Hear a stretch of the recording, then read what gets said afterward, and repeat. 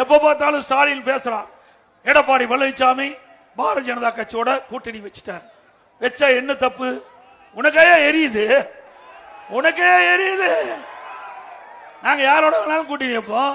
அது எங்க கட்சி, எங்க கட்சி, எங்களுக்கு விருப்பப்பட்டவோட கூட்டணி வைப்போம். அதுல என்ன தப்பு இருக்குது? திராவிட முன்னேற்ற கழக கட்சி அகற்ற வேண்டும் அந்த எண்ணத்தில் நாங்க இருக்கிறோம்.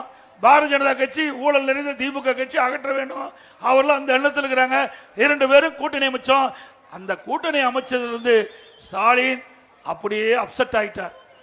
சட்டமன்றத்தில் பேசுறார். எனக்கு திடீர்னு எதிர்த்தார் திரு ஸ்டாலின். என்னை பார்த்து உடனே ஒரு கேள்வி கேட்டார். நான் கூட ஏதோ ஒரு வேற தான் கேள்வி அப்ப நினைச்சிட்டு இருந்தேன்.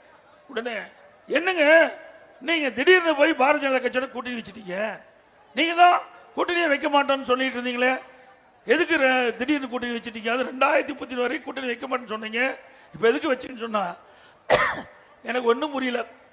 அவர் அண்ணா திமுக இருக்கிறா திமுக இருக்கிறான்னு தெரியல. அண்ணா திமுக கட்சி நம்ம கட்சி, நாம யாரோட கூட்டணி வைப்போம். இவர் ஏன் பதறாரு? சட்டமன்றத்தில் பயம், தேர்தல் ஜுரம் வந்துட்டது. ஆக நாம என்றைக்கு பாரதிய ஜனதா கட்சியோட கூட்டணி வச்சுமோ அன்றையிலிருந்து அவரு மட்டும் இல்ல, அவர் கூட்டணி இருக்கின்ற கட்சியெல்லாம் சால்ரா போட்டுட்டு இருக்குது. சால்ரா போடு. தினம் தினம் ஒரு பேட்டி, தினம் விடுதலை சிறுத்தை கட்சி ஒரு பேட்டி. இன்னைக்கு பாத்தீங்கன்னா எடப்பாடி பழனிசாமி எங்களுக்கு துணை முதலமைச்சர் கொடுக்கறாரு, நிறைய சீட்டு தரனாரு. எங்கேயா சொன்னோம்? நீ எங்களை வச்சு அடையாளப்படுத்தாத, எங்களை வச்சு அடையாளப்படுத்தாத. கொஞ்சம் கொஞ்சமா திமுக உங்க கட்சி சாப்பிட்டு இருக்குது. இன்னும் கொஞ்ச நாள் ஆனா விழுகிரும், திமுக விழுகிரும்.